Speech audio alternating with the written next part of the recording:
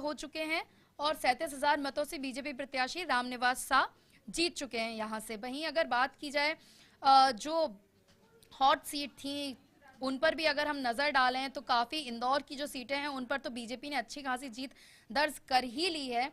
कांग्रेस की बात की जाए उन सीटों की जिस पर कांग्रेस के प्रत्याशी आगे चल रहे हैं तो दतिया से ही एक है राजेंद्र भारती। अब ताजा अपडेट मैं आपको बता दूं तो अभी तक 6,646 मत हैं जिससे राजेंद्र भारती आगे चल रहे हैं। टीकमगढ़ से भी कांग्रेस प्रत्याशी आगे हैं, खरगापुर से भी कांग्रेस के प्रत्याशी आगे चल रहे हैं, सतना से भी कांग्रेस प्रत्याशी यहां से जो है सिद्धार्थ सुखलाल कुशवाहा वो आगे चल रहे हैं। सतना सीट से खुद बीजेपी ने कई अपने दिग्गज को उतारा था गणेश सिंह को, लेकिन वो जो है पीछे चल रहे हैं और 4,693 वोट से यहां से कांग्रेस के प्रत्याशी आगे चल रहे हैं।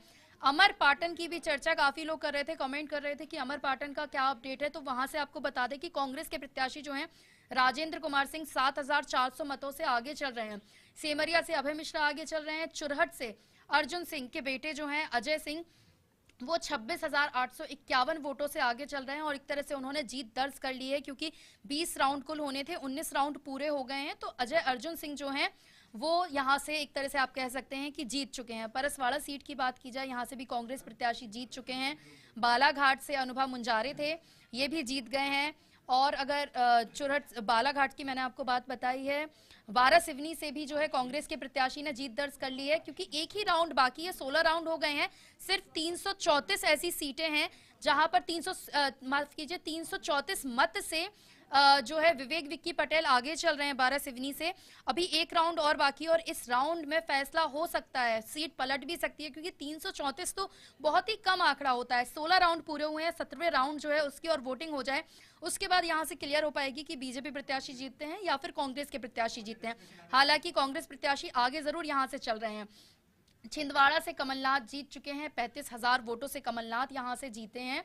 और कमलनाथ के बाद आपको बता दें कि परसिया सीट से भी जो है कांग्रेस के प्रत्याशी जीत गए हैं। हरदा सीट से भी कांग्रेस जीत गई है, सेंधवा सीट से भी जीत गई है। झाबुआ से विक्रांत भूरिया थे, वो भी जीत गए हैं, 15,693 वोट से विक्रांत भूरिया जीते हैं। यूथ कांग्रेस के अध्यक्ष भी विक्रांत भूरिया रहे हैं, झाबुआ से हैं और कांग्रेस के प्रत्याशी जो है झाबुआ जिले पे जीत चुके हैं। कुछ ही सीट भी यहां से कांग्रेस के खाते में चली गई है।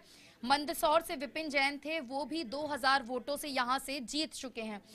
तो देखिए आपको कुल अगर ओवरऑल मैं बताऊं तो ओवरऑल डेटा जो मेरे पास है कितनी सीटों पर बीजेपी जीती है, 101 सीटें ऐसी हैं जहां पर बीजेपी जीत चुकी है।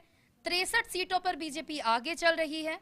कांग्रेस की बात की जाए 31 सीटों पर कांग्रेस जीत चुकी है, 34 सीटों पर कांग्रेस आगे चल रही है। जो सीटें बची हुई हैं 63 सीटें और 34 सीटें, यानी कि लगभग आप मान के चलिए कि 97 सीटें अभी बाकी हैं जिन पर फैसला होना है। और उन्हीं 97 सीटों में से एक सीट है नरोत्तम मिश्रा की जिस पर सबकी नजरें हैं। बार बार हम अपडेट आपको दे रहे हैं इनकी सीट का, लेकिन जो है अभी तक 10 राउंड ही पूरे हुए